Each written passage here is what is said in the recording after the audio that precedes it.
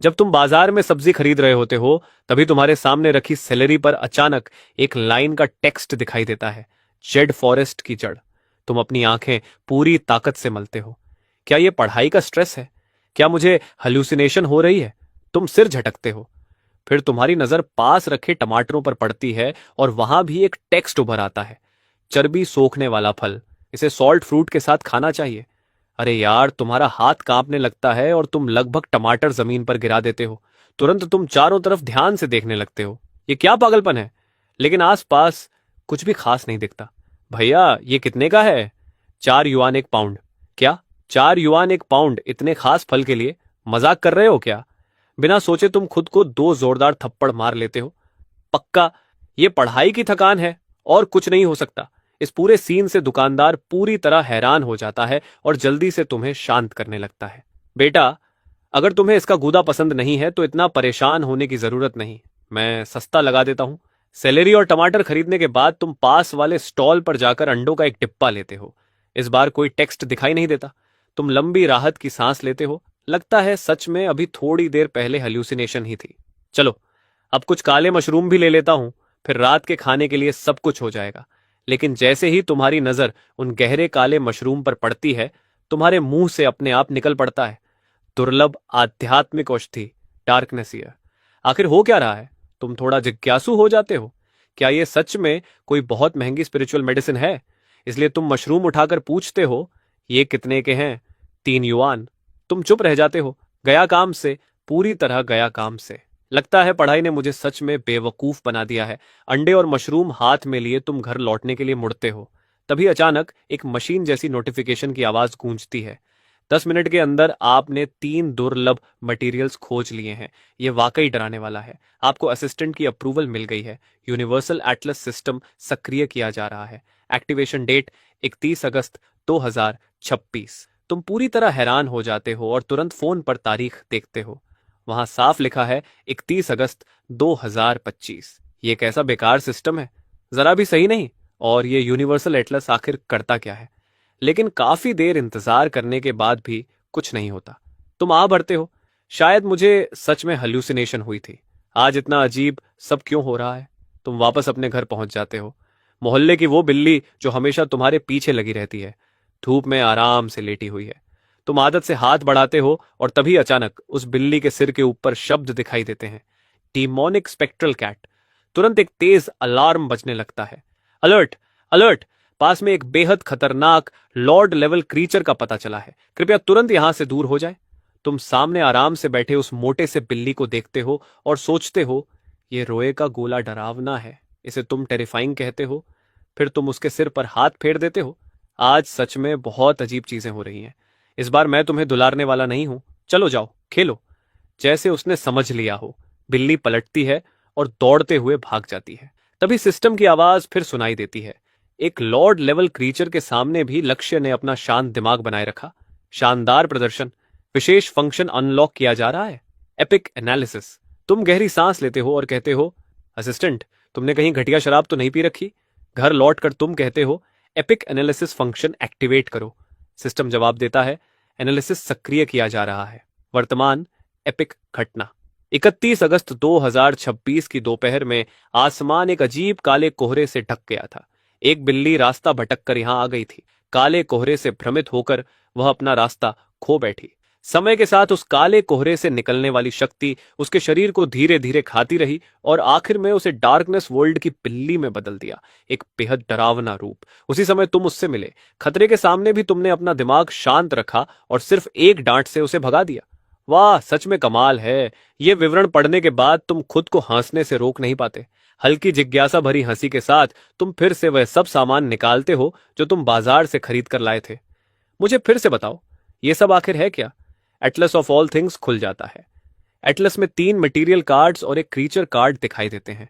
तुम सबसे पहले मटेरियल्स की कैटेगरी पर क्लिक करते हो।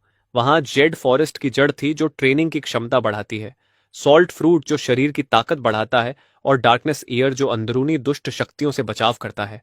सब पढ़ने के बाद एटलस कार्ड के नीचे रिवॉर्ड एक्सट्रैक्ट का ऑप्शन दिखाई देता है। तुम आराम से उस पर क्लिक करते हो। Z forest root card extract किया गया। Constitution +2 rock red fruit card extract किया गया। Strength +2, darkness year card extract किया गया, स्पिरिट +2। तुरंत तुम्हारे पूरे शरीर में गर्मी की एक लहर दौड़ जाती है और तुम अचानक अपने अंदर जबरदस्त ताकत महसूस करते हो। ये सच है या नहीं देखने के लिए तुम वह डंबल उठाते हो जिस पर बहुत समय से धूल जमी थी। पहले तुम उसे मुश्किल से 20 बार उठा पाते थे, लेकिन इस बार तुमने उसे 100 बार लगातार उठा लिया। हैरान होकर तुम चिल्ला पड़ते हो, ये सच में असली है। क्या इसका मतलब है कि 1 साल बाद सच में कोई बड़ा प्रलय आने वाला है? और मैंने सिर्फ एक चीट ही अनलॉक नहीं किया, बल्कि मुझे सबसे 1 साल की बढ़त भी मिल गई है। फिर तुम क्रीचर कार्ड खोलते हो। डार्कनेस वर्ल्ड कैट, एक लॉर्ड लेवल क्रीचर जिसके पास डार्कनेस ट्राइब की शक्ति है। जन्म से ही हत्यारा, इसकी तेज चीख आत्मा को चीर सकती है और इसकी मानसिक हमला करने की शक्ति बेहद खतरनाक है। उत्साहित होकर तुम उसकी क्षमता निकालने के लिए एक्सट्रैक्ट चुनते हो। डार्कनेस का सैडोनिक लाफ इफेक्ट प्राप्त हुआ। एक तेज चीख से आध्यात्मिक हमला किया जा सकता है जिससे दुश्मन थोड़ी देर के लिए चक्कर खा जाता है। मानसिक शक्ति जितनी ज्यादा होगी, नुकसान उतना ज्यादा होगा और कंट्रोल भी उतनी देर तक रहेगा। अब तुम सच में उत्साहित हो जाते हो। आखिर कौन नहीं चाहेगा कि वह दुनिया पर राज करे? लेकिन अचानक तुम्हें एक सवाल याद आता है। जब तुमने पहले अंडे खरीदे थे तब कोई नोटिफिकेशन क्यों नहीं आया? फिर तुम चावल, अदरक, लहसुन और प्याज निकालते हो, फिर भी कोई नोटिफिकेशन नहीं आता। टोंगसी, क्या तुम मुझे समझा सकते हो? लेकिन इस बार सिस्टम बिल्कुल चुप रहता है। तुम आह भरते हो, छोड़ो मुझे भूख लगी है, पहले खाना खा लेता हूं। तभी उसी समय तुम्हारा फोन बज उठता है। तभी तुम्हारा फोन बजता है। कॉल तुम्हारी गर्लफ्रेंड लियोयांत की है, जो पूरे कैंपस की सबसे खूबसूरत लड़की मानी जाती है। वह कॉलेज के लगभग हर लड़के की आइडल है, अमीर परिवार से आती है और पढ़ाई में भी बहुत तेज है। और तुम वो इंसान हो जिससे बाकी सब जलते हैं, क्योंकि तुम एक बिल्कुल साधारण लड़के हो, जेब में पैसे भी नहीं, फिर भी वह तुम्हारी गर्लफ्रेंड है। लेकिन पूरी गर्मियों की छुट्टियों में लियोयान ने तुमसे एक बार भी संपर्क नहीं किया था, तो अब अचानक क्यों? क्या ऐसा हो सकता है कि... और हाँ, वही बात है, जैसे ही तुम उसकी प्रोफाइल फोटो पर क्लिक करते हो, एक लंबा सा मैसेज सामने आ जाता है। और अगर उसे एक शब्द में कहा जाए तो बस इतना है, ब्रेकअप। तुम हल्का सा मुस्कुराते हुए सिर हिलाते हो। उसे रोकने की कोई जरूरत नहीं, इसलिए तुम सिर्फ एक छोटा सा जवाब भेजते हो, ओके। उसी समय लियू परिवार की आलीशान विला में लियू रियूयांत स्क्रीन पर लिखे उस ओके शब्द को घूर रही होती है। वह हल्का सा भौहें सिकोड़ती है और बड़बड़ाती है, तो अब तुम मेरे पीछे भागने वाला खेल खेल रहे हो? अफसोस, लेकिन एक अच्छा रिश्ता हमारी भावनाओं से ज्यादा जरूरी है। मुझे पहले ही किंगवा यूनिवर्सिटी में एडमिशन मिल चुका है। आखिरकार हम दोनों अलग अलग दुनिया के लोग हैं। लेकिन उस समय तक तुम इस बात को पीछे छोड़ चुके होते हो। तुम किचन में जाते हो और खुशी खुशी खाना बनाने लगते हो। खाना खत्म करने के बाद तुम अपना कंप्यूटर चालू करते हो और उस खबर को ढूंढते हो जो तुमने 15 अगस्त को देखी थी, जानक्सो मेट्रो में रहस्यमय गायब होने की घटना। वह मेट्रो लाइन अभी टेस्टिंग फेज में थी। सीसीटीवी फुटेज में दिखा कि जब आखिरी ट्रेन दूसरे आखिरी स्टेशन से निकली थी, तब डिब्बा पूरी तरह खाली था। लेकिन थोड़ी देर बाद कैमरा अचानक खराब हो गया। जब ट्रेन आखिरी स्टेशन पर पहुंची तो डिब्बे में कई बेहोश यात्री अचानक दिखाई दिए। होश में आने पर उन्हें बिल्कुल याद नहीं था कि वे ट्रेन में चढ़े कैसे थे। पुलिस की जांच से भी कुछ नहीं निकला, क्योंकि कोई घायल नहीं हुआ था और न ही कोई आर्थिक नुकसान हुआ था, इसलिए यह मामला ज्यादा चर्चा में नहीं आया। लेकिन अब जब तुम इस बारे में सोचते हो तो लगता है शायद इस घटना को जानबूझकर दबा दिया गया था। इसके बाद तुम और खबरें ढूंढते हो। समुद्र किनारे खींची गई एक विशाल परछाई की फोटो, रेगिस्तान के ऊपर दिखाई देने वाले चमकते गोल घेरे, एक सूखे पेड़ पर उभरता हुआ इंसानी चेहरा। ऐसी खबरें लगातार सामने आती रहती हैं और ये सब देखकर तुम्हारे रोंगटे खड़े हो जाते हैं। भले ही ये सिर्फ अफवाहें हों, लेकिन शायद सच में दुनिया बदलने लगी है। ये सोचकर तुम खड़े होते हो और बाहर निकल जाते हो। थोड़ी देर बाद तुम मेट्रो स्टेशन के हॉल में पहुंचते हो। वहां बिल्कुल सन्नाटा होता है, आसपास कोई भी नहीं। तुम्हें एक अजीब सा एहसास होता है, यहाँ एक भी स्टाफ क्यों नहीं है? तुम इधर उधर जांचने लगते हो, हर चीज ध्यान से देखते हो, जैसे कुछ गड़बड़ ढूंढ रहे हो। तुम सोचते हो कि आखिर वे यात्री इस ट्रेन में आए कैसे थे। उसी समय मेट्रो के निगरानी कक्ष में एक महिला तुम्हें स्क्रीन पर ध्यान से देख रही होती है। कमांड सेंटर, यहाँ निगरानी कक्ष नंबर 3। प्लेटफॉर्म क्षेत्र में एक संदिग्ध व्यक्ति दिखाई दे रहा है। वॉकी टॉकी से आवाज आती है, निगरानी जारी रखो, हम उसके इरादों का विश्लेषण कर रहे हैं। महिला भौहें चढ़ाती है और बुदबुदाती है, आजकल के बच्चे भी रात को आराम से सोने के बजाय यहाँ क्या करने आते हैं? भले ही यह जगह बाहर से छोड़ी हुई लगती हो, लेकिन यहां हर जगह सुरक्षा इंतजाम किए गए थे। कई एजेंट छिपे हुए कोनों में तैनात थे, किसी भी अप्रत्याशित स्थिति के लिए तैयार।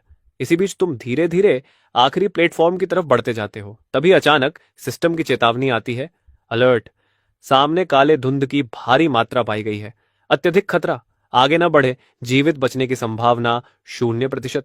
तुम सिर उठाकर देखते हो, वहां की रोशनी बाकी जगहों से बहुत कम है। अब समझ आया, समय की गड़बड़ी की वजह से सिस्टम जो भी कह रहा था वह शायद भविष्य की घटनाओं के बारे में था। लेकिन यह काला धुंध आखिर है क्या? यह सोचते हुए भी तुम बिना रुके आगे बढ़ते रहते हो। चेतावनी फिर आती है, काले धुंध के अंदर बेहद शक्तिशाली झुंड में रहने वाले जीव छिपे हो सकते हैं, पास न जाए। तभी अचानक 2 मच्छर तुम्हारी ओर झपटते हैं। तुम बस हाथ झटकते हो और दोनों मर जाते हैं। सिस्टम तुरंत घोषणा करता है, कमाल की ताकत, इतनी मामूली शक्ति से आपने 2 एक्सुकों लीचीवेन बॉस लेवल मच्छरों को खत्म कर दिया। पहली बार किसी बॉस लेवल क्रिएचर को खत्म करने का इनाम 30 पॉइंट्स। सावधान रहें, डिटेक्टर के अनुसार आसपास और जीव मौजूद हैं। लेकिन तुम इस पर ज्यादा ध्यान नहीं देते और सुरंग के आखिर में बने प्लेटफॉर्म तक पहुंच जाते हो। वहां एक यूनिफॉर्म पहने महिला खड़ी होती है। वह पूछती है, मैं मेट्रो स्टेशन की कर्मचारी हूं, आप यहां क्या कर रहे हैं? दरअसल उसने पहले ही तुम्हारी पूरी जानकारी खंगाल ली थी। तुम हल्की मुस्कान के साथ जवाब देते हो, मैं तो बस एक साधारण 12वीं का छात्र हूं मैडम। मैंने सुना था कि यह मेट्रो स्टेशन थोड़ा अजीब है, इसलिए स्कूल शुरू होने से पहले एक बार देखने चला आया। वह कहती है, एक छात्र को रात में अकेले यहां नहीं घूमना चाहिए। आइए, मैं आपको बाहर तक छोड़ देती हूँ। स्टेशन से बाहर निकलने के बाद तुम सीधे चले जाते हो। निगरानी कक्ष में रिपोर्ट जाती है, लक्ष्य स्टेशन से बाहर चला गया है, कोई असामान्य व्यवहार नहीं मिला, वह एक साधारण छात्र ही लगता है, क्या उसका पीछा करने की जरूरत है? वांगजून तुरंत जवाब देता है, तुरंत निगरानी में रखो, ड्यूटी में कोई ढिलाई बर्दाश्त नहीं होगी। हमारे वरिष्ठ इस मामले को बहुत गंभीरता से ले रहे हैं। दूसरी ओर वैन थोड़ा थका हुआ सा लगता है। पिछले 15 दिनों में यहां न जाने कितने लोग आए हैं। अर्बन एक्सप्लोरेशन वाले स्ट्रीमर, नशे में हिम्मत जुटाकर आने वाले लोग, हर बार हमें एजेंट भेजकर उनका पीछा करना पड़ता है और आखिर में कुछ भी नहीं मिलता। सच में बहुत थका देने वाला काम है। इस बीच चलते हुए तुम सोचते हो, वह महिला शायद उतनी साधारण नहीं थी जितनी दिख रही थी। शायद पुलिस से हो। लगता है दुनिया में असामान्य चीजें जागने लगी हैं। यह सोचकर तुम टोंगजी से पूछते हो कि पॉइंट्स किस काम आते हैं। जवाब मिलता है, हर 10 पॉइंट्स को एक एट्रीब्यूट पॉइंट में बदला जा सकता है। तुम सिर हिलाते हो, कम से कम यह तो साफ और आसान है। फिर तुम नई इमेज खोलते हो, वॉइड एम्बुश क्रीचर। यह जीव लक्ष्य तय करते ही बिजली की रफ्तार से हमला करता है। तुम थोड़ी देर सोचते हो, फिर एक्सट्रैक्ट चुन लेते हो। सिस्टम कहता है, बधाई हो, आपको क्षमता मिली, सडन असॉल्ट। यह लक्ष्य को लॉक करने के बाद तुरंत तेज गति से हमला करने की क्षमता देता है। तुम राहत की सांस लेते हो। अच्छा हुआ यह कोई खून पीने वाली शक्ति नहीं है, नहीं तो थोड़ा डरावना हो जाता। लेकिन तभी टोंगसी एक नई विंडो खोल देता है। उसमें लिखा होता है कि तुमने डार्क एट्रीब्यूट की 3 इलस्ट्रेशंस इकट्ठी कर ली हैं। डार्क एट्रीब्यूट इफेक्ट एक्टिवेट हो गया। नाइट विजन 30% बढ़ गई और मूवमेंट स्पीड 10% बढ़ गई। तुम्हारी आंखें हल्का सा चमकने लगती हैं। वाह, इसमें तो सिनार्जी फंक्शन भी है, यह तो कमाल का है। इसके बाद तुम बहुत उत्साहित होकर जल्दी जल्दी घर की तरफ लौटने लगते हो। लेकिन जैसे ही तुम एक गली में मुड़ते हो, तभी एक बदमाश चिल्लाता है, ओए कमीने, जो भी पैसे तेरे पास हैं, फोन और पासवर्ड सब निकाल कर दे दे। यहां कोई कैमरा नहीं है।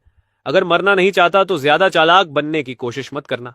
मगर तुम तुरंत 30 पॉइंट्स इस्तेमाल करके उन्हें एक्सचेंज कर लेते हो, 1 पॉइंट स्ट्रेंथ में और 2 पॉइंट्स एगिलिटी में।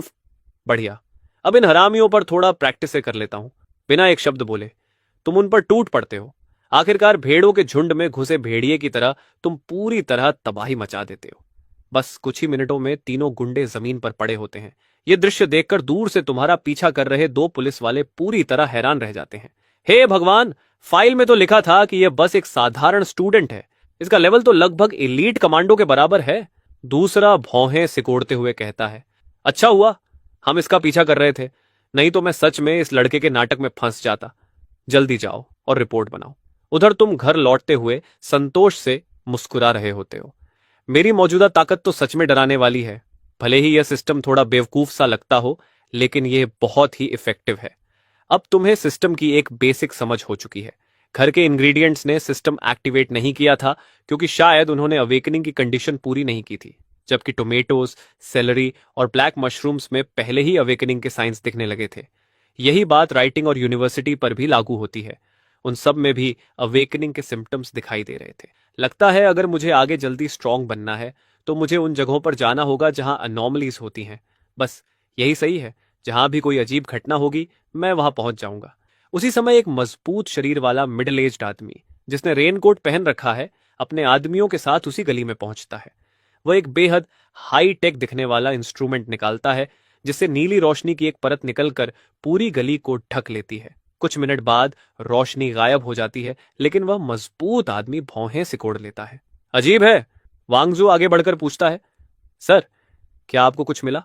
वह आदमी कहता है, थोड़ा अजीब है, यहाँ कोई एबनॉर्मल एनर्जी फ्लक्चुएशन नहीं है। लगता है वह लड़का बस एक बहुत टैलेंटेड ऑर्डिनरी इंसान है। वांगजू सिर हिलाता है। चलो, हमें अभी भी उस पर नजर रखनी होगी। इसी दौरान मेट्रो स्टेशन पर लोगों का आखिरी ग्रुप भी जल्दी जल्दी निकल जाता है, लेकिन किसी को पता नहीं होता कि उसी समय जानजू के पास बेलोन नदी की सतह बिल्कुल शांत है। धीरे धीरे नदी किनारे के विलोस पर चांदी जैसे पैटर्न्स उभरने लगते हैं।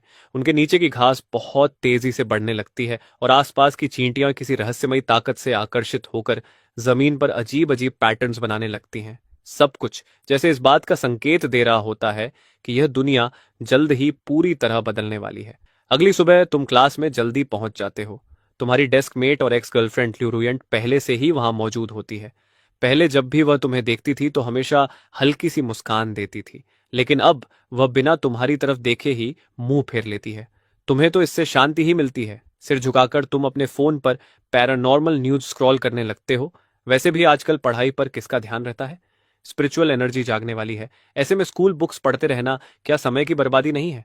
1 घंटे की क्लास के बाद ल्यूरुयंट भौहें चढ़ाकर बोलती हैं, हमारा ब्रेकअप हो चुका है। मुझे पता है तुम्हें बुरा लग रहा है, लेकिन क्या तुम ऐसे खुद को बर्बाद करके मुझे गिल्टी महसूस कराना चाहते हो?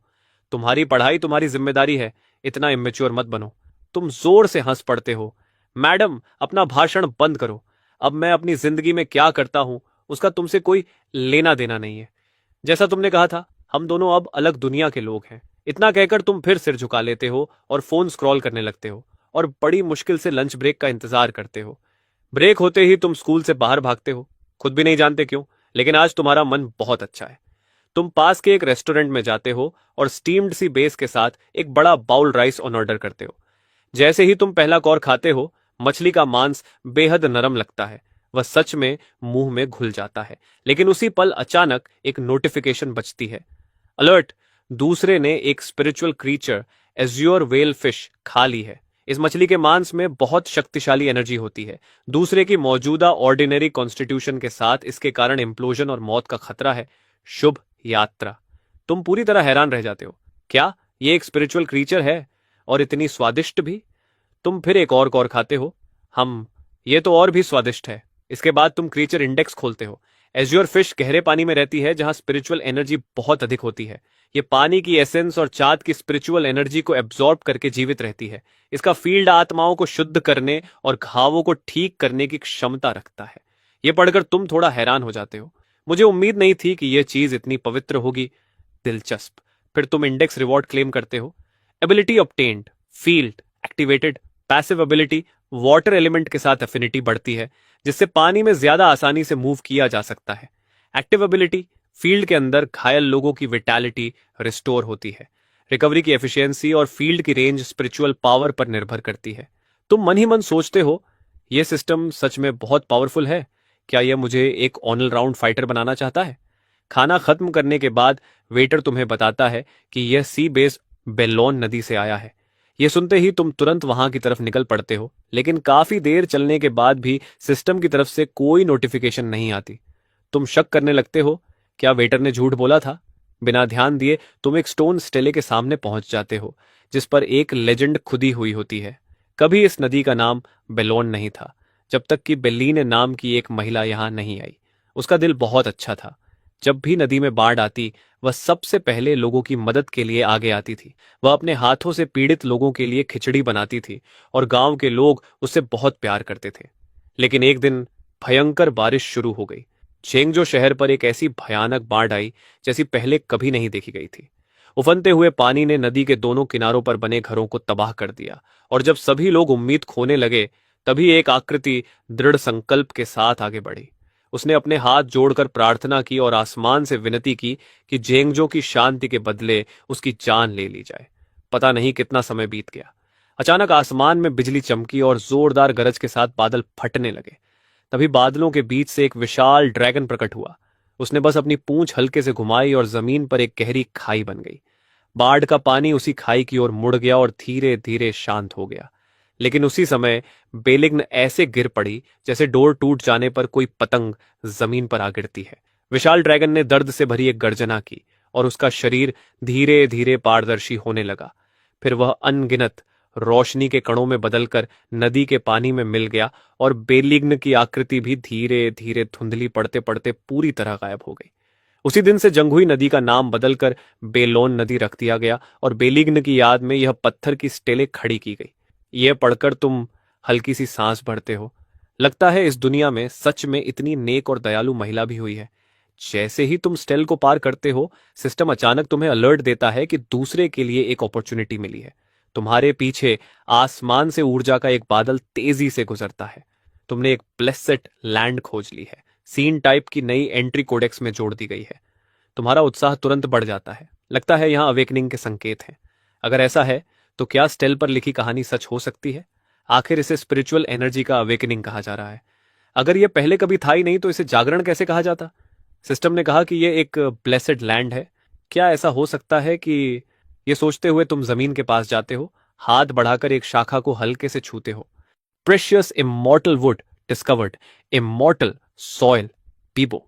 तुम मुस्कुराते हो। तो मेरा अंदाजा सही था। जब चीजें अवेकन होती हैं तो आसपास का एनवायरनमेंट भी उनके साथ बदल जाता है। तुम नीचे झुककर अपने पैरों के पास उगी घास को ध्यान से देखते हो। कुछ गुच्छे बाकी से ज्यादा घने और हरे दिखाई देते हैं। तुम हाथ बढ़ाकर उन्हें छूते हो। सिस्टम तुरंत बताता है, rare immortal herb discovered, immortal herb क्विलाइन। तुम चारों ओर नजर दौड़ाते हो लेकिन और कुछ असामान्य नहीं दिखता। तब तुम मटेरियल्स कोडेक्स खोलते हो। इमॉर्टल सॉइल बीबो में वाटर एसेंस मौजूद होती है और इसकी पत्तियां व शाखाएं स्पिरिचुअल मेडिसिन बनाने के काम आ सकती हैं। इमॉर्टल हर्ब क्विलीन इसी मिट्टी के साथ सिम्बियोसिस में उगती है। कल्टिवेटर्स इस घास की ओस का सेवन कर सकते हैं, जो शरीर को पोषण देती है, घावों की हीलिंग तेज करती है और जीवन को लंबा कर सकती है। ये पढ़कर तुम दंग रह जाते हो। ये तो असली खजाने हैं। मगर अभी इस घास पर ओस नहीं बनी है। शायद अवेकनिंग अभी उस स्टेज तक नहीं पहुंची। कुछ दिनों बाद फिर आकर देखूंगा। इसके बाद तुम कोडेक्स की रिवॉर्ड क्लेम करते हो। Feral illustration of Z waves extracted, spirit +3। फिर spiritual herb emerald illustration extracted, constitution +2। तुम हल्की सी मुस्कान देते हो। सच में ओरिजिनल मटेरियल्स एक अलग ही कैटेगरी है। इनके स्टैट्स रेयर मटेरियल्स से भी थोड़े बेहतर हैं। तभी अचानक एक और नोटिफिकेशन बजती है। आपने वुड एट्रीब्यूट की 3 इलस्ट्रेशन इकट्ठा कर ली है। Attribute effect activated, wound healing speed 20% बढ़ गई। इसके बाद तुम सीन इलस्ट्रेशंस देखते हो। एक है ब्लैक मिस्ट मॉर्टल डोमेन जो मेट्रो स्टेशन में मिला था, और दूसरा फ्रेश स्पिरिट सेलेस्टियल केव जो अभी मिला है। तुम सोचते हो, मुझे थोड़ा क्यूरियोसिटी हो रही है, सीन इलस्ट्रेशन से आखिर निकलेगा क्या? उम्मीद है फिर से स्टैट पॉइंट्स नहीं होंगे। Black mist mortal domain illustration extract. Reward special item fearless की। Fresh spirit celestial cave illustration extract. Reward special item seeds of the divine book लिंक्सी। सिस्टम के डिस्क्रिप्शन के अनुसार फियरलेस की अपनी शेप बदल सकती है, वेपन से लेकर टूल तक। बस तुम्हारी इमेजिनेशन ही इसकी सीमा है। ऐसी कोई चीज नहीं है जिसमें यह बदल ना सके। इसके अलावा इस पर कोटिंग भी की जा सकती है। मगर अफसोस, अभी मैं बहुत कमजोर हूं।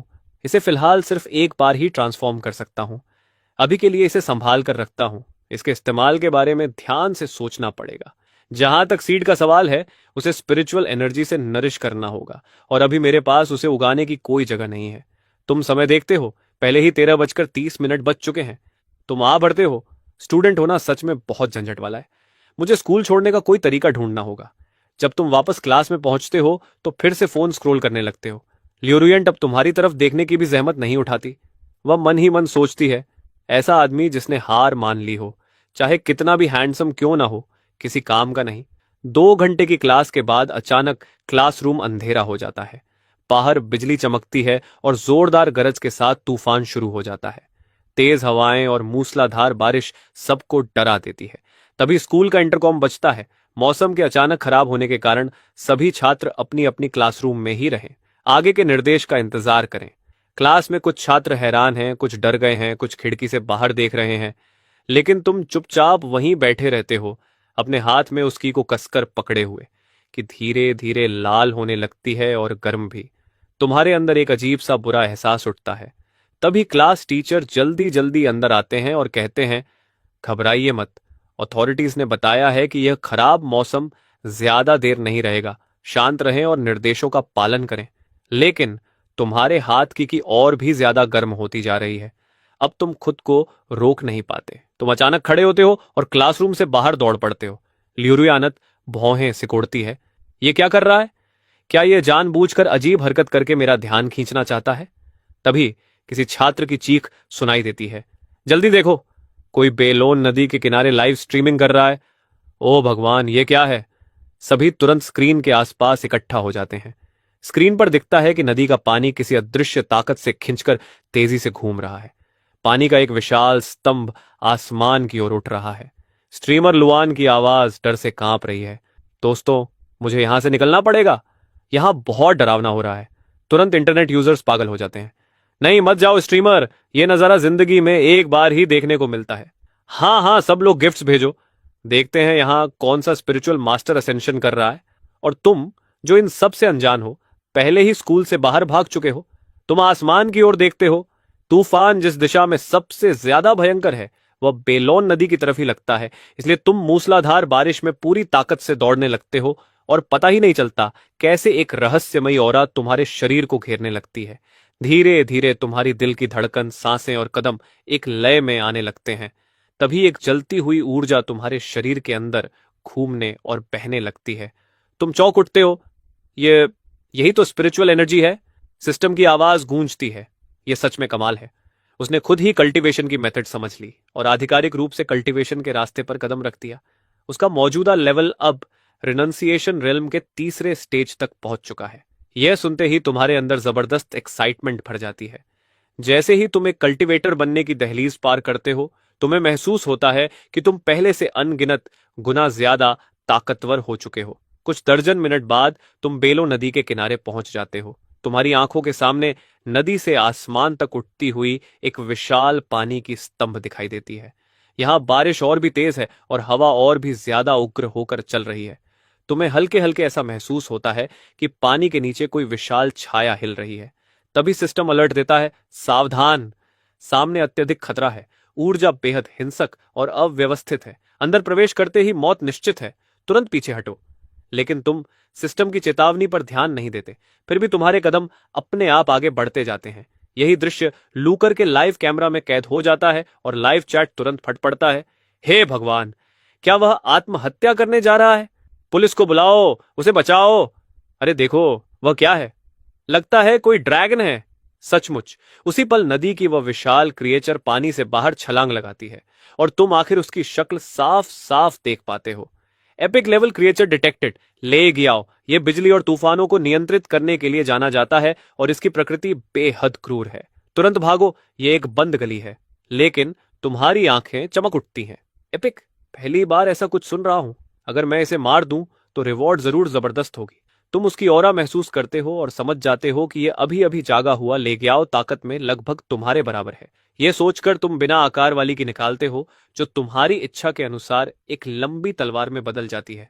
परफेक्ट, आज तुझे ही प्रैक्टिस टारगेट बनाता हूं। यह कहते ही तुम तोप के गोले की तरह उसकी तरफ झपट पड़ते हो। यह देखकर लूकर तुरंत लाइव स्ट्रीम बंद कर देता है। अगर यह सब ब्रॉडकास्ट हो गया तो मैं सीधे जेल पहुंच जाऊंगा, मेरा करियर खत्म हो जाएगा। उसी समय ल्यूरुयंट उस काले हो चुके स्क्रीन को घूरती रह जाती है। वह सोचती है, जो सिलुएट मैंने अभी देखा वह बहुत जानी पहचानी लग रही थी, और च्याओ तो आधा घंटा पहले ही स्कूल से निकला है। वह इतनी जल्दी वहां कैसे पहुंच सकता है? नहीं, वह नहीं हो सकता। शायद मैंने गलत देखा। उधर बेलोन नदी के किनारे अथॉरिटीज ने पूरे इलाके को घेर लिया है। ल्यू कियर को तुरंत पकड़ लिया जाता है। डायरेक्टर वंग एक युवा आदमी के साथ वहां आता है। वह ऊपरी अधिकारियों का खास प्रतिनिधि है, एबनॉर्मल इंसिडेंट संभालने वाला पायोनियर लॉन्ग पिग्नन। लॉन्ग पिग्नन आंखें बंद करके आसपास की ऊर्जा को कुछ पल तक महसूस करता है। फिर डायरेक्टर वंग से धीरे से कहता है, कोई एब नॉर्मल फ्लक्चुएशन नहीं है, वह बस एक ऑर्डिनरी इंसान है। वंग जुन के हाथ के इशारे पर पुलिस लूकर को ले जाती है। तभी अचानक एक भयानक एक्सप्लोजन गूंजता है। तुम पहले ही कई बार ले गयाओ से टकरा चुके हो और टक्कर की ताकत से दोनों पक्ष पीछे धकेल दिए जाते हैं। कई थंडर रोर्स गूंजते हैं, लेकिन तुम जोर से हंस पड़ते हो। हाँ हाँ, कमाल है, फिर से। और तुम बिना किसी टेक्निक के फिर से हमला कर देते हो, बस अपनी तलवार को इधर उधर घुमाते हुए लगातार वार करते जाते हो। इतनी ताकत का प्रतिद्वंद्वी मिलना बहुत दुर्लभ है। ये मेरी अपनी कॉम्बैट पावर को समझने का सबसे अच्छा मौका है। तुम्हारी आंखें एक्साइटमेंट से चमक रही हैं। दूर खड़ा लॉन्ग पिग्नन यह देखकर स्तब्ध रह जाता है। क्या डरावनी ओरा है जो उस चीज से लड़ रहा है। क्या वह सच में इंसान है? असल में 2 महीने पहले ही लॉन्ग बिगन ने महसूस कर लिया था कि इस दुनिया में कोई अज्ञात बदलाव हो रहा है। धरती पर एक ऐसी ऊर्जा प्रकट हुई थी जिसका पहले कभी कोई रिकॉर्ड नहीं था। इसी वजह से देश ने एक्सपर्ट्स को इकट्ठा करके एनर्जी डिटेक्टर बनाया और परिणामों से पता चला कि बहुत कम लोग इस ऊर्जा के साथ प्राकृतिक रेजोनेंस बना सकते हैं। इस ऊर्जा को स्पिरिचुअल ऑनरा नाम दिया गया और इन लोगों को पायोनियर्स कहा गया। कई प्राचीन ग्रंथों का अध्ययन करने के बाद ऊपरी अधिकारियों ने कल्टीवेशन के स्टेजेस तय किए। क्यूआई रिफाइनमेंट रेल्म, की sea realm, spiritual source realm, jade forest realm, divine oil realm, void realm और सेंट रेल्म। लॉन्ग पिगन उनमें सबसे प्रतिभाशाली पायोनियर्स में से एक था। सिर्फ 1 महीने में वह ची रिफाइनमेंट के पीक तक पहुंच गया था और उसकी कॉम्बैट पावर देश के टॉप 10 में गिनी जाती थी। इसलिए उसे जेंगजू में इस एबनॉर्मल घटना को संभालने भेजा गया था। लेकिन इस समय वह पूरी तरह स्तब्ध था। यह कैसा मॉन्स्टर है? स्पिरिचुअल एनर्जी तो अभी अभी जागी है, फिर ये इतना ताकतवर कैसे हो सकता है? शायद रीइंफोर्समेंट में आए वॉर गॉड भी इससे नहीं लड़ पाएंगे। इस बीच लेग्याओ के शरीर पर कई गहरे घाव बन चुके हैं। तुम अपनी तलवार उठाकर उसकी तरफ इशारा करते हुए हंसते हो। इस दुष्ट बीस्ट की स्पिरिचुअल एनर्जी अभी अभी जागी है। ताकत लगभग मेरी बराबर है, लेकिन उसका एट्रीब्यूट मुझसे थोड़ा कमजोर है। वार्म अप खत्म, अब मर। तुम ठंडी हंसी हंसते हुए कहते हो, एपिफेरल डॉन एक्टिवेट। उसी पल ले गयाओ जैसे बिजली गिरने से वहीं जड़ हो जाता है। तुम मौका पकड़कर तलवार से वार करते हो। स्विश! उसका एक हाथ हवा में उड़ जाता है और उसका विशाल शरीर भारी आवाज के साथ जमीन पर गिर पड़ता है। सिस्टम की आवाज आती है, भयानक शक्ति, एपिक लेवल क्रिएचर की पहली एलिमिनेशन। Reward 1000 integration points. उसी समय तुम दूर पुलिस की गाड़ियां देख लेते हो। भले ही मैं अथॉरिटीज से संपर्क करके ऐसी पहचान पाना चाहता हूं जो स्कूल से बंधी ना हो और जिससे मुझे ज्यादा जानकारी मिल सके, लेकिन अभी मैं सार्वजनिक रूप से सामने नहीं आ सकता। यह सोचकर तुम चुपचाप दूसरी दिशा से वहां से निकल जाते हो। कुछ मिनट बाद सभी लोग बेलोन ब्रिज के पास पहुंचते हैं। लॉन्ग पिग्नन हांफते हुए उस मरे हुए बीस्ट को देखता है। यह तो थंडर ट्राइब की एक बेहद दुर्लभ स्पिरिचुअल बीस्ट है। स्पिरिचुअल एनर्जी जागे हुए अभी कितना समय हुआ है और पहले से ही इस स्तर की क्रीचर मौजूद है। अगर हम इसे यूं ही बढ़ने दें तो क्या हम सच में इसे रोक पाएंगे? लॉन्ग पिग्नन, जो आम तौर पर बेहद गर्वीला और आत्मविश्वासी रहता था, अब हर चीज पर शक करने लगा था। डायरेक्टर वांग ने कभी सोचा भी नहीं था कि दुनिया इतनी अजीब हो जाएगी। अगर ऐसे मॉन्स्टर समाज में घुस आए तो सीधा नरसंहार हो जाएगा। वांग जुन गंभीर आवाज में कहता है, चिंता मत करो, अगर लड़ाई हुई तो हम सबसे आगे खड़े होंगे। मुझे पूरा विश्वास है कि लॉन्ग पिगन और भी मजबूत बनेगा। उसी समय तुम घर लौट आते हो। तभी तुम्हें अचानक ल्यूरुएंट का एक मैसेज मिलता है। तुम घर सुरक्षित पहुंच गए ना? गलत मत समझना, क्लास मॉनिटर होने के नाते यह मेरा कर्तव्य है कि मैं अपने क्लासमेट्स की सुरक्षा का ध्यान रखूं। यह पढ़कर तुम हल्का सा मुस्कुरा देते हो। इससे क्या मतलब? तुम चैट विंडो बंद कर देते हो और यूं ही रैंडम वीडियोज स्क्रॉल करने लगते हो। तभी अचानक तुम जोर से चौंक पड़ते हो। तुम्हारी ले गयाओ से लड़ाई वाली वीडियो किसी ने इंटरनेट पर अपलोड कर दी है और वह पूरे इंटरनेट पर वायरल हो रही है। कोई कमेंट कर रहा है, मैं उस वक्त लाइव देख रहा था, ये वीडियो बिल्कुल फेक नहीं है। दूसरा कहता है, नामुमकिन। आजकल लोग बज़ पाने के लिए कुछ भी बना लेते हैं। मैं तो सिर्फ ऑफिशियल वर्जन पर ही भरोसा करता हूं। यह देखकर तुम्हारा चेहरा थोड़ा गंभीर हो जाता है। उधर कम्युनिकेशन टीम तुरंत हरकत में आ जाती है। जल्दी करो, इस मामले को दबा दो। और सच में कुछ ही मिनटों बाद कोई व्यक्ति कमेंट करता है, मेरा दोस्त जेंगजो ब्यूरो में काम करता है। वह क्रिएचर असल में एक स्टेज प्रॉप था, किसी शो का हिस्सा। सब लोग सावधान रहें और क्लिक पाने के लिए फैलाए जा रहे झूठ में न फंसे। यह देखकर तुम राहत की सांस लेते हो। अच्छा है उन्होंने इसे संभाल लिया, नहीं तो मेरे लिए मुसीबत हो जाती। लेकिन अचानक तुम्हें अपनी जेब में कुछ अजीब महसूस होता है। तुम तुरंत फियरलेस की निकालते हो। उसी पल की हल्की बैंगनी रोशनी छोड़ने लगती है। तुम्हारी आंखें चमक उठती हैं। क्या ऐसा हो सकता है कि लेग्याओ को मारने के बाद यह अपने आप अपग्रेड हो गई हो? तुम तुरंत उसे एक लंबी तलवार में बदल देते हो। अब ब्लेड पर बारीक बिजली जैसी नक्काशी चमक रही है। तुम बस हल्का सा हाथ घुमाते हो और चारों ओर बिजली की चिंगारियां फूट पड़ती हैं। तुम संतोष से सिर हिलाते हो। मेरे पास अभी सिर्फ एक ट्रांसफॉर्मेशन चांस बचा है। बाद में जब और ट्रांसफॉर्मेशंस मिलेंगे तो मैं इसमें बाकी अब्जॉर्ब्ड एट्रीब्यूट्स भी जोड़ सकूंगा। तब ये मेरी नई वेपन पर एन्चांट हो जाएगा। यही तो असली ऑल पर्पस वेपन है। इसकी ताकत सच में डराने वाली है। इसके बाद तुम बायोलॉजिकल कोडेक्स खोलते हो और लेग्याओ की एंट्री देखते हो। लेग्याओ एक एपिक क्रिएचर है जो तब जन्म लेती है जब 9 आसमानों में भयानक गर्जना होती है। यह बिजली को नियंत्रित करने की सर्वोच्च शक्ति रखती है। इसकी हर अपीयरेंस के साथ आसमान गड़गड़ाता है। यह बिजली को आदेश देती है और आसमान को चीर देती है।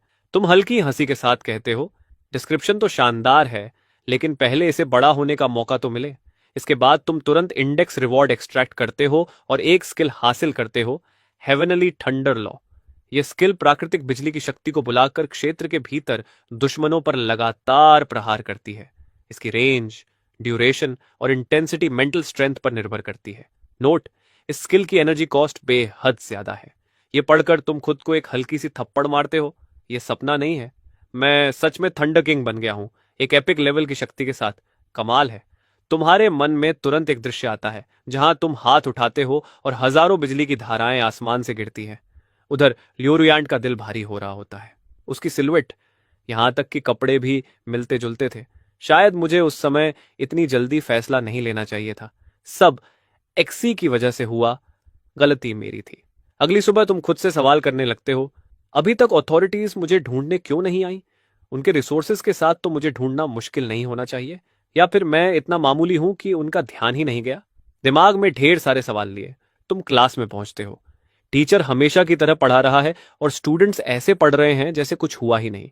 लेकिन जैसे ही क्लास खत्म होती है, अचानक पुलिस स्कूल को घेर लेती है।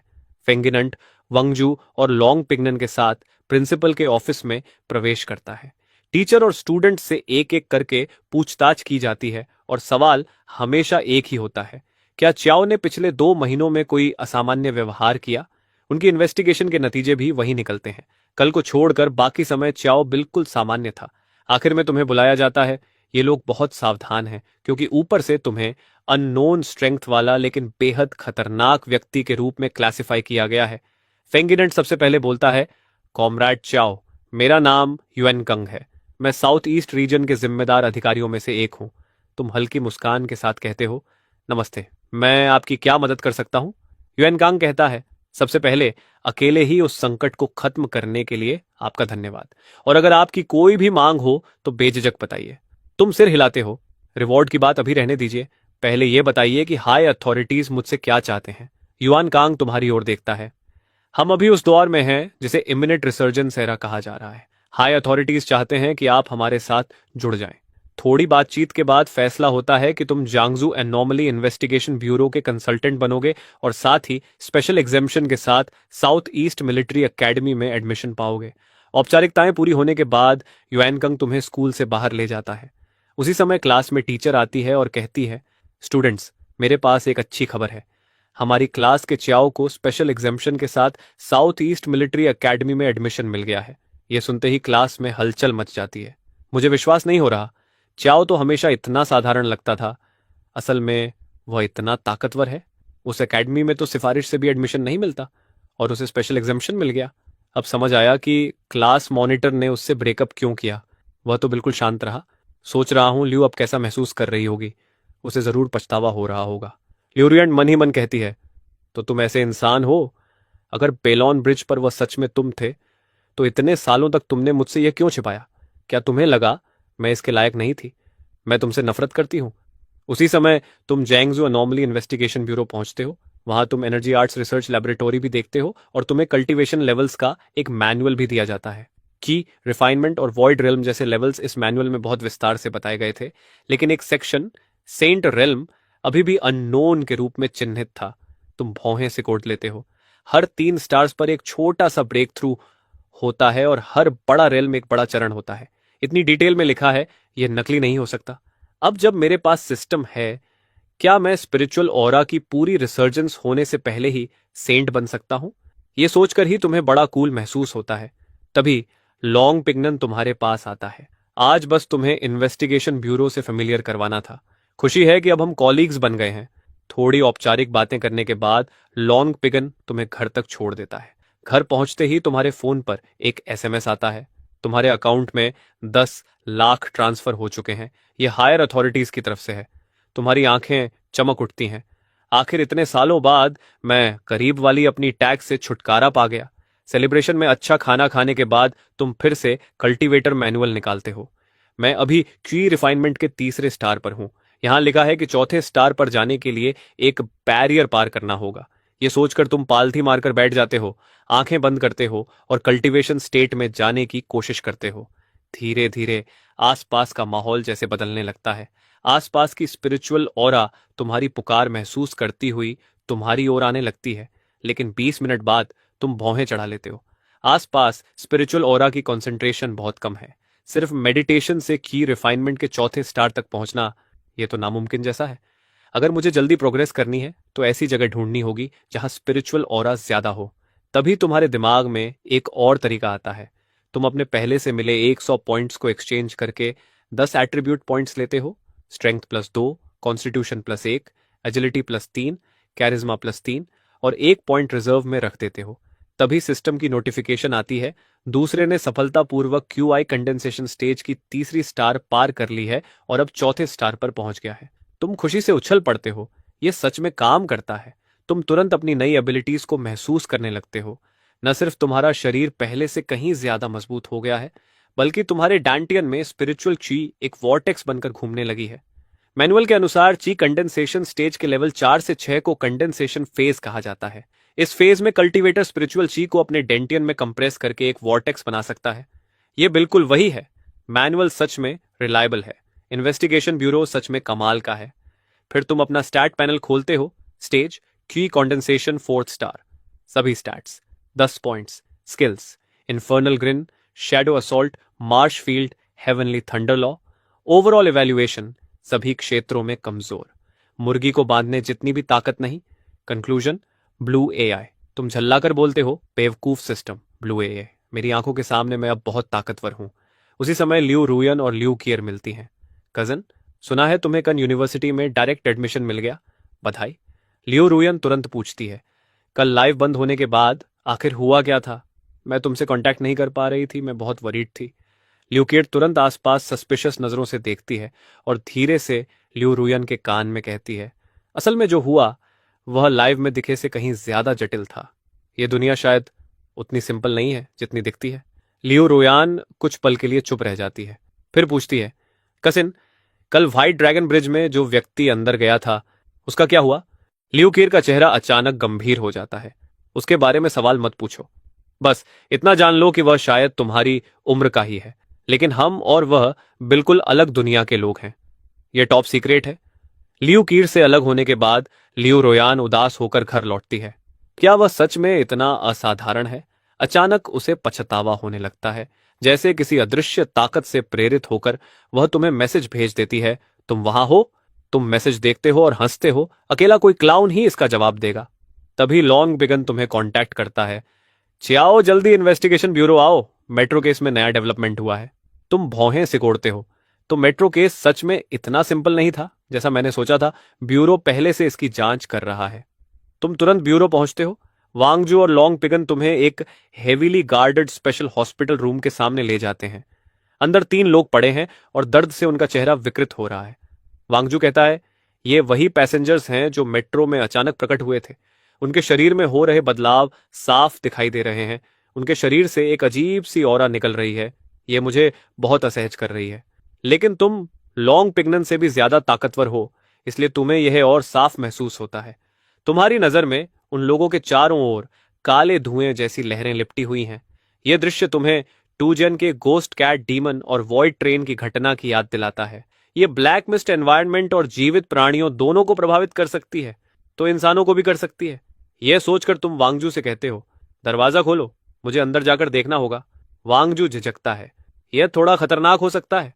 तुम शांत स्वर में कहते हो, कोई समस्या नहीं, कंसल्टेंट होने के नाते कुछ प्रैक्टिकल करना भी जरूरी है।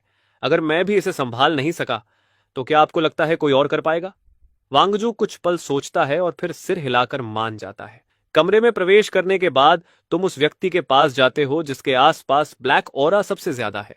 तुम झुककर उस काली ऑरा को छूने ही वाले होते हो कि अचानक सिस्टम अलर्ट देता है, वार्निंग, कंटामिनेशन डिटेक्टेड, तुरंत पीछे हटो, अभी भी बचने का मौका है। तुम भौं उठाते हो। लगता है इस ब्लैक मिस्ट से सावधान रहना पड़ेगा। तुरंत तुम्हारा शरीर स्पिरिचुअल एनर्जी की एक परत से ढक जाता है। जैसे ही स्पिरिचुअल एनर्जी एक्टिवेट होती है, तुम्हारी सेंसेस और भी तेज और साफ हो जाती है। संक्रमित लोगों की ऑरा लगातार तेज होती जा रही थी। अगर तुमने जल्दी कुछ नहीं किया तो नतीजे बहुत भयानक हो सकते थे। तुम तुरंत अपनी स्पिरिचुअल एनर्जी उनके शरीर में भेजने की कोशिश करते हो, लेकिन उम्मीद के उलट तुम्हें बेहद जबरदस्त प्रतिरोध महसूस होता है। अचानक एक जोरदार धमाके के साथ उलटी ऊर्जा की लहर बाहर की तरफ फट पड़ती है। उसी क्षण लॉन्ग बिगन पूरी तरह स्तब्ध रह जाता है। यह इतनी भयानक शक्ति। वह सोचता है कि जियाओन से लड़ते समय चियाओ इतना ताकतवर नहीं लगा था। क्या उस समय उसने अपनी असली ताकत छिपाई थी? उसके मन में आता है कि बाकी सारे तथाकथित जीनियसेस चियाओ के सामने बस मजाक हैं। तभी सिस्टम फिर से आवाज देता है, आपकी शक्ति भयावह है। आप एक नेक्रोमैंटिक एंटिटी का सामना करने में सफल हुए, जबकि आप अभी बिगिनर हैं। ब्लैक मिस्ट क्रीचर्स इंडेक्स अब अनलॉक हो चुका है। तुम तुरंत उसे खोलकर देखते हो। नेक्रोमैंटिक एंटिटी, यह 9 महान ब्लैक मिस्ट्स में से एक है। जिन लोगों को यह छूती है उन्हें इन्फेक्टेड कहा जाता है। थोड़े समय के कोमा के बाद उनकी सारी स्टैटिस्टिक्स तेजी से बढ़ जाती है। वे हिंसक और बेहद शक्तिशाली हो जाते हैं और अंतिम चरण में वे पूरी तरह ब्लैक मिस्ट के गुलाम बन जाते हैं। ये पढ़ते ही तुम्हारी रीढ़ में सिहरन दौड़ जाती है। तो ब्लैक मिस्ट के कई प्रकार हैं और उनमें से 9 हैं। तुम मन ही मन बड़बड़ाते हो। इसके असर को देखकर तो ये अपोकलिप्स के ज़ॉम्बीज जैसे लगते हैं, और सबसे बुरी बात यह है कि ये रिसर्जेंस ईरा के ज़ॉम्बीज हैं, फेज 0। अगर एक दिन ये ज़ॉम्बीज उड़ने लगें, जमीन में घुस जाए और स्पेल्स भी चलाए, तो फिर लड़ाई का मतलब ही क्या रह जाएगा? ये सोचकर तुम कॉडेक्स रिवॉर्ड ले लेते हो। स्पेशल आइटम, फियरलेस की मोल्ड। इससे फियरलेस की को एक अतिरिक्त ट्रांसफॉर्मेशन मिलती है। तुम तुरंत भौहें चढ़ा लेते हो। बस एक, यह आइटम तो अच्छा है, लेकिन अभी मेरी मदद नहीं करेगा। कोई इवोल्यूशन एबिलिटी दे देता तो बेहतर था। तभी चश्मा पहने आदमी के आसपास की काली ऑरा अचानक जीवित चीज की तरह उग्र होकर घूमने लगती है और चारों ओर फैलने की कोशिश करती है। उसका हाथ भयानक तरीके से म्यूटेट हो जाता है। वह अचानक अपनी लाल आंखें खोलता है और जमीन से उछलकर सीधे तुम पर झपट पड़ता है। तुम तुरंत पीछे हटते हो और साथ ही अपनी फियरलेस की निकालते हो जो तप रही है। पिछली बार जब यह इतनी गर्म हुई थी तब जियाओलों के समय था। तब यह ठंडर ट्राइब की ऊर्जा से आकर्षित हुई थी। क्या इस बार भी कोई ऐसी ऊर्जा है जिसे यह चाहती है? इतने में वह चश्मे वाला आदमी फिर तुम पर हमला करता है। तुम तुरंत एज्योर सिल्वरफिश की एबिलिटी इस्तेमाल करते हो, मार्श फील्ड। तुम्हारे शरीर से गोलाकार लहरें फैलती हैं। यह एबिलिटी आम तौर पर एरिया हीलिंग और इवोल्यूशन देती है, लेकिन ब्लैक ऑनरा पर इसका बिल्कुल असर नहीं होता। मजबूर होकर तुम बस उसके हमलों से बचते रहते हो। तभी तुम्हारे दिमाग में एक विचार आता है। तुम फेयरलेस की को फिर पकड़ते हो और उसे डेथ साइड में बदल देते हो। चश्मे वाला आदमी उस साइड से खतरा महसूस करता है और उसके आसपास की काली ऑरा और भी घनी हो जाती है। वह एक भयानक गर्जना करके फिर से तुम पर झपटता है। तुम स्काइथ को हवा में घुमाते हो। एक सुंदर लेकिन घातक आर्क बनता है और अगले ही पल उसका सिर धड़ से अलग होकर गिर जाता है। तुरंत उसके आसपास की सारी ब्लैक ऑनरा साइथ में समा जाती है। उसी समय बाकी 2 लोग भी ब्लैक मिस्ट से पूरी तरह म्यूटेट हो जाते हैं। लेकिन अब जब तुम्हें उनका मुकाबला करने का तरीका मिल चुका है, तुम कुछ ही सेकंड में उन्हें भी खत्म कर देते हो। जमीन पर पड़े शवों को देखकर तुम्हारा दिल भारी हो जाता है। वे सिर्फ आम नागरिक थे जिन्हें ब्लैक मिस्ट ने संक्रमित कर दिया था। तुम सीते को गायब कर देते हो। वांगजू तुम्हारे पास आकर कंधे पर हाथ रखता है। ज्यादा मत सोचो, उन्हें खत्म करके तुमने जनता के लिए बड़ा खतरा टाल दिया है। आज तुमने बहुत अच्छा काम किया। बाकी सब हम संभाल लेंगे। इसका तुम पर कोई असर नहीं पड़ेगा। घर जाओ और आराम करो। घर लौटकर तुम सीधे बिस्तर पर गिरते हो और तुरंत सो जाते हो। पूरी रात आराम करने के बाद तुम्हारा मन काफी शांत हो जाता है। तुम डिवाइन ट्री लिंक्सी का सीड निकाल कर देखते हो। ये सीएन लिंक टुंटियन तुजियन की रिवॉर्ड है और कहा जाता है कि जब ये बड़ा हो जाएगा तो लगातार स्पिरिचुअल एनर्जी देता रहेगा। तुम अपने बैंक बैलेंस को फिर देखते हो और सोचते हो, अब समय आ गया है कि एक घर खरीद लिया जाए जहां इस पेड़ को लगाया जा सके। तुम एक रियल एस्टेट एजेंसी पहुंचते हो। एक एजेंट मुस्कुराते हुए तुम्हारे पास आती है। नमस्ते, हमारे एजेंसी में आपका स्वागत है। मैं आपकी कैसे मदद कर सकती हूँ? तुम मन ही मन सोचते हो, अच्छा है, यहां वह क्लिशे वाला सेलर नहीं है जो ग्राहक को उसकी शक्ल देखकर जज करे। फिर हल्की हंसी के साथ कहते हो, मैं विलास देखना चाहता हूं, खासकर जो थोड़ी आइसोलेटेड हो। मुझे शांति पसंद है। एजेंट सिर हिलाती है और गंभीरता से कई प्रॉपर्टीज दिखाने लगती है।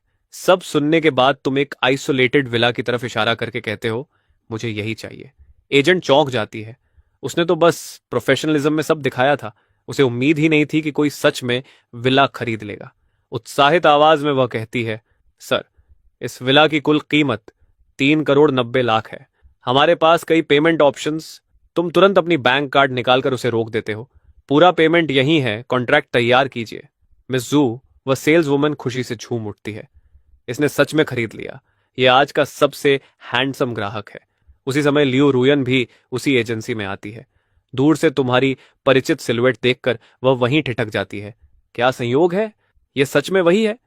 उसके मन में रोमांस नॉवेल जैसा ख्याल आता है। क्या यह किस्मत का खेल है, जैसे किसी सीईओ रोमांस कहानी की शुरुआत?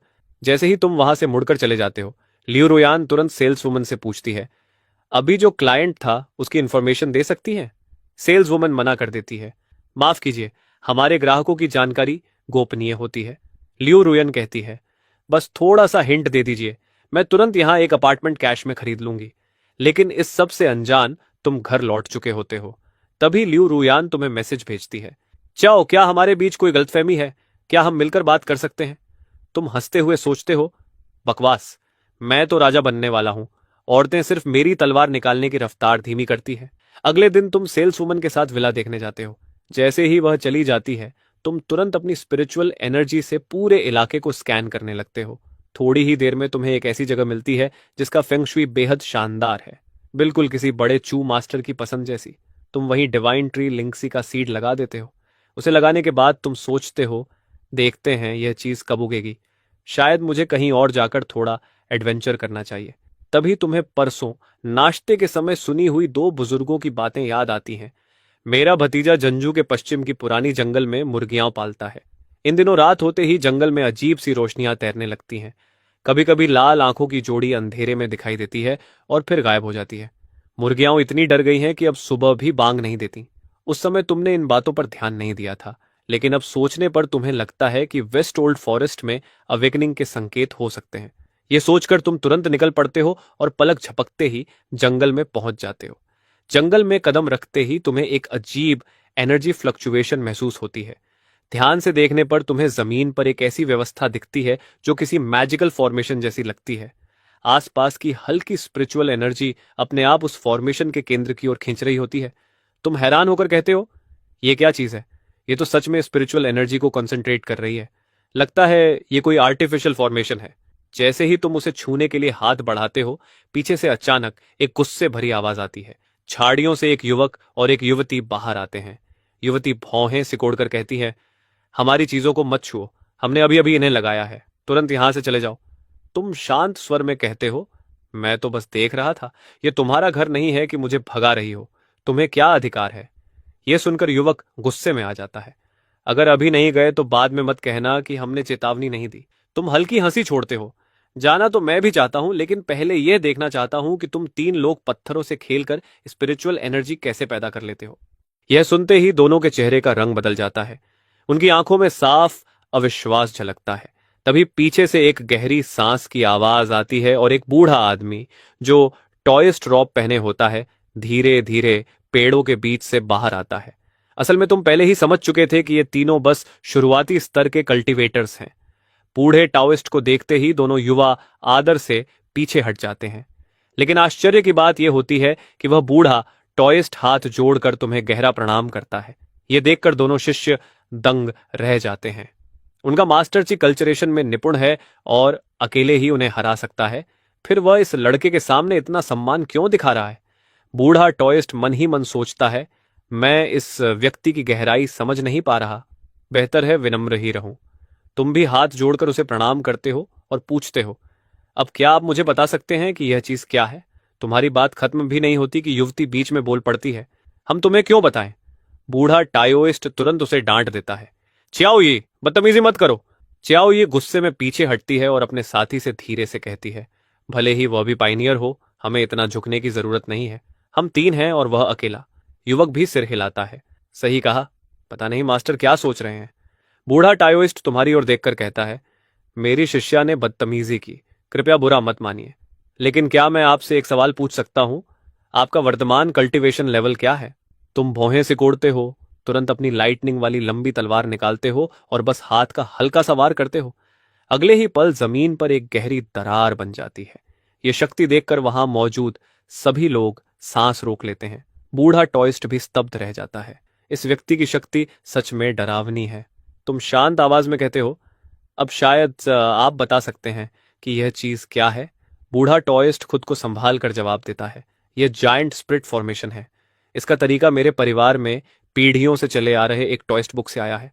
मैंने उस किताब के अनुसार साधना की, लेकिन कभी सफल नहीं हुआ, इसलिए मैंने लगभग हार मान ली थी। लेकिन 1 महीने पहले मंदिर के अंदर का एक सूखा पेड़ अचानक जीवित होने लगा। मैंने उसे छुआ और उसी समय टना ब्रीदिंग टेक्निक का अभ्यास किया। तभी पहली बार स्पिरिचुअल एनर्जी मेरे शरीर में प्रवेश कर गई और मैं कल्टीवेटर बन गया। लेकिन उसके बाद वह पेड़ फिर से सूख गया, इसलिए मेरे इन दोनों शिष्यों को वह मौका नहीं मिला। तभी तुम उसे रोककर पूछते हो, 1 मिनट, अगर ऐसा है तो आपके दोनों शिष्य अभी भी शुरुआती स्तर पर ही क्यों हैं? बूढ़ा टायोस्ट मुस्कुराकर कहता है, लगभग आधे महीने पहले मेट्रो केस की जांच के दौरान यहां कुछ खास पाया गया था। एक एनर्जी डिटेक्शन इंस्ट्रूमेंट यहां लाया गया और मंदिर तेज रोशनी से चमक उठा। उसके बाद मंदिर को तुरंत सील कर दिया गया। मैंने इन्वेस्टिगेशन ब्यूरो को सब सच बता दिया और उन्होंने 2 कीमती पिल्स के बदले मेरी टोइस्ट बुक की कॉपी ले ली। उन्हीं 2 पिल्स की वजह से मेरे दोनों शिष्य, जिनकी प्रतिभा साधारण है, कल्टीवेशन के रास्ते पर आ सके। यह सुनकर तुम सच में हैरान हो जाते हो। ऊपरी अधिकारियों के पास सच में संसाधनों की कमी नहीं है।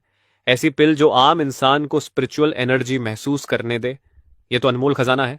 तुम बूढ़े टॉइस्ट को सम्मान से हाथ जोड़कर कहते हो, मेरी कोई बुरी मंशा नहीं है, मैं बस इस जायंट स्पिरिट फॉर्मेशन को ध्यान से देखना चाहता हूं। बूढ़ा टॉइस्ट सिर हिलाकर कहता है, जरूर, लेकिन कृपया इसे ज्यादा डिस्टर्ब मत कीजिए। तुम सावधानी से एक पत्थर को छूते हो। तुरंत सिस्टम की आवाज आती है, rare material discovered, spirit stone formation discovered, giant spirit formation. फिर तुम फॉर्मेशन के बीच में जाते हो और उस पत्थर को छूते हो जो बाकी से अलग दिख रहा था। सिस्टम फिर बताता है, precious material discovered, stellar stone. यह सुनकर तुम्हारी आंखें चमक उठती हैं।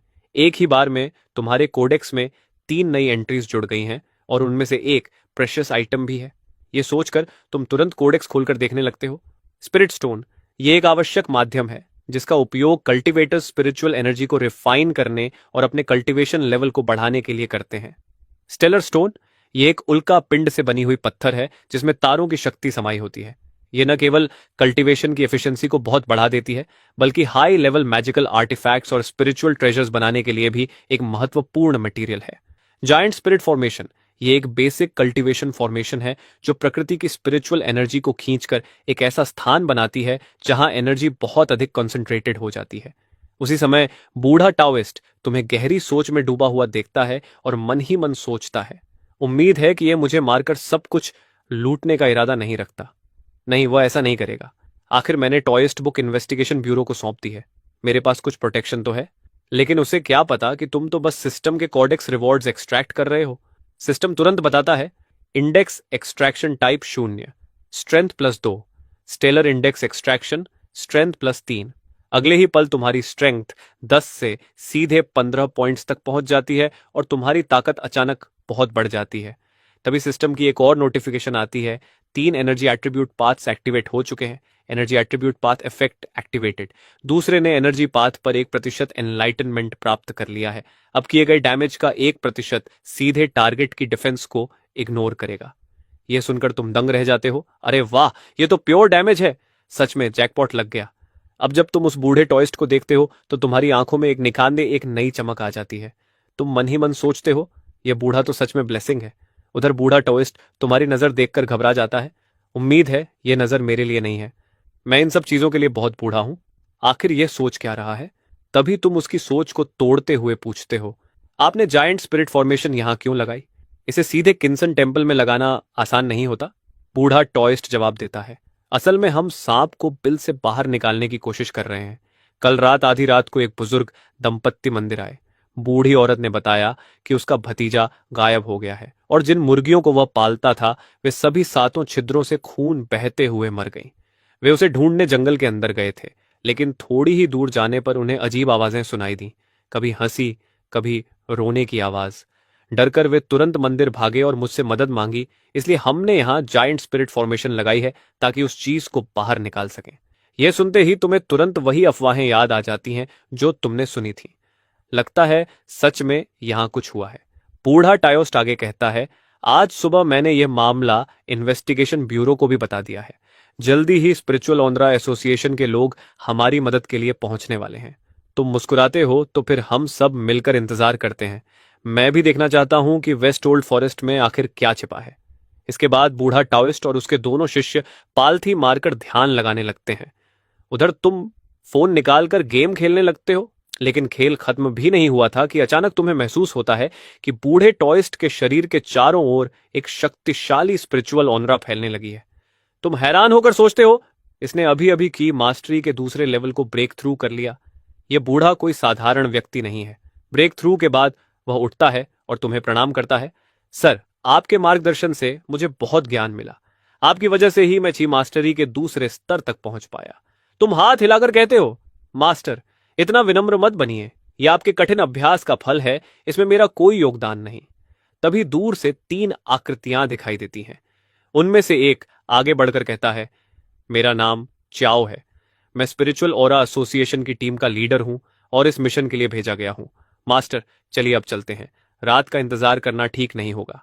च्याओ ने जल्दी ही आकलन कर लिया कि इस समूह में सिर्फ बूढ़े टॉइस्ट का लेवल थोड़ा ठीक है। बाकी लोग भले ही ची मास्टरी के पहले स्तर पर हों, लेकिन उसे लगता है कि असली लड़ाई में वह उन सबको आसानी से हरा सकता है। फिर भी क्योंकि ऊपर से कोऑपरेशन का आदेश था, वह ज्यादा घमंडी बनने की हिम्मत नहीं करता। जहां तक तुम्हारी बात है, च्याओ हान ने तुम्हारी तरफ देखा तक नहीं। उसकी नजर में तुम जैसे 18 साल के लड़के को वह 100 लोगों में भी हरा सकता है। जैसे जैसे समूह जंगल के अंदर बढ़ता है, आसपास का माहौल और अंधेरा होता जाता है। च्याओ हान भौहें सिकोड़कर कहता है, यहां का माहौल अजीब है। सब लोग सावधान रहो। तुम अपना फोन उठाकर देखते हो, जैसा उम्मीद था यहां नेटवर्क नहीं है। अचानक एक तेज हवा चलती है जिसमें घना काला कोहरा घुला हुआ है। तुम्हारे कानों में भनभनाहट होने लगती है। तभी सिस्टम अलर्ट देता है, वार्निंग, सामने अत्यधिक घनी ब्लैक मिस्ट है। Extreme danger zone.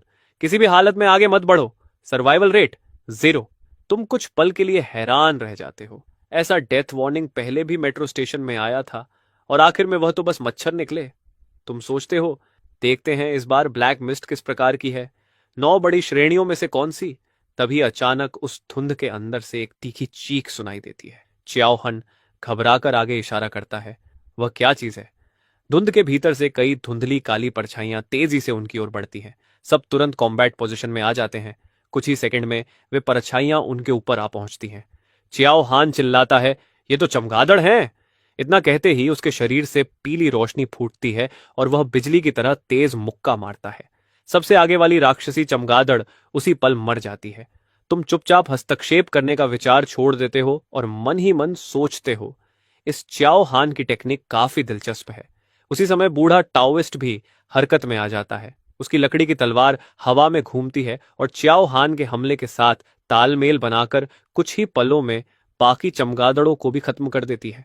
च्याओ हान आश्चर्य से बूढ़े टाओइस्ट को देखता है। इस बूढ़े की ताकत सच में खतरनाक है।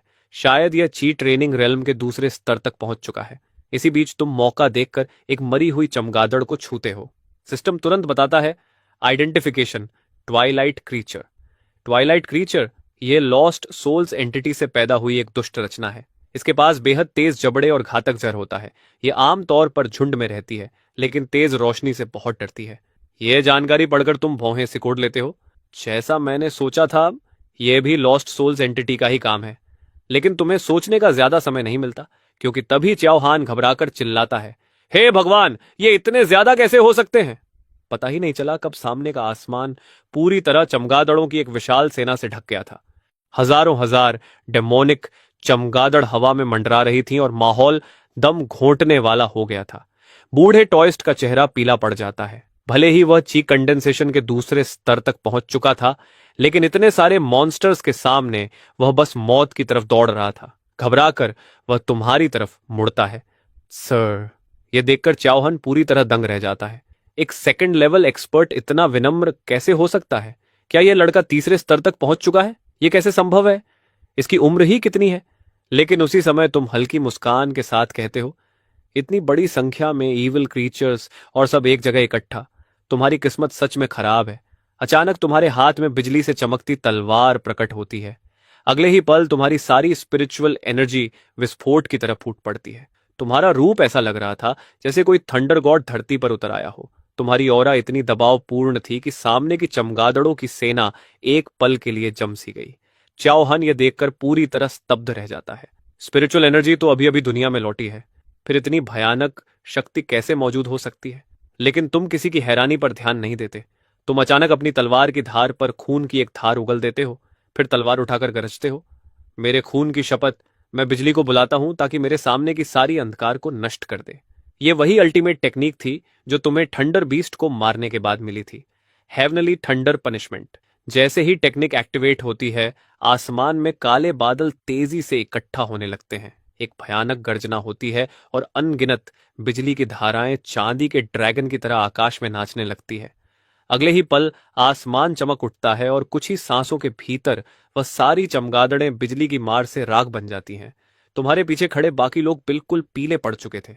तुम अपनी तलवार वापस समेट लेते हो और सीधे खड़े होकर हल्का सा हंसते हो। ठीक है, खतरा टल गया। अफसोस कि मैं अभी एक और स्पेल नहीं चला सकता। हमें किसी और दिन वापस आना होगा। बाकी सब लोग बिना कुछ बोले तुम्हारे पीछे पीछे चल पड़ते हैं। टीम लीडर गहरी सांस लेकर कहता है, मेरी मौजूदा ताकत के साथ शायद मैं उस बूढ़ी औरत के भतीजे को अभी नहीं ढूंढ पाऊंगा। पहले मुझे अपनी ताकत बढ़ानी होगी, फिर वापस आकर खोजूंगा। यह जगह सच में अजीब है और मुझे एक बुरा एहसास भी हो रहा है। फिलहाल यहां से जाना ही सही फैसला है। जल्द ही पूरा समूह जंगल छोड़ देता है। तुम भी अपनी मोटरसाइकिल की तरफ बढ़ते हो ताकि घर लौट सको। लेकिन अचानक निंगजिंग तुम्हें आवाज देती है। तुम हैरान होकर उसकी तरफ देखते हो। उसका चेहरा पूरा लाल हो रखा था। इसे बुखार है क्या? निंगजिंग का चेहरा टमाटर जैसा लाल हो जाता है। वह झिझकते हुए कहती है, सर, इतनी रात हो गई है और जोंगजोंग में मेरा कोई दोस्त भी नहीं है। क्या मैं आज रात आपके घर रुक सकती हूँ? वह भले ही यह बात जोर से कहती है, लेकिन उसके दिमाग में दो आवाजें लड़ रही थीं। निंगजिंग, तुम क्या बकवास कर रही हो? दूसरी आवाज कहती है, चुप रहो। इतना अद्भुत इंसान रोज नहीं मिलता। यह मौका हाथ से निकल गया तो जिंदगी भर पछताओगी। आखिर दोनों आवाजें उसके दिमाग में पूरी तरह गड़बड़ा जाती हैं, लेकिन उसे बिल्कुल उम्मीद नहीं थी कि तुम सीधे सिर हिलाकर मना कर दोगे। निंगजिंग वहीं हैरान खड़ी रह जाती है।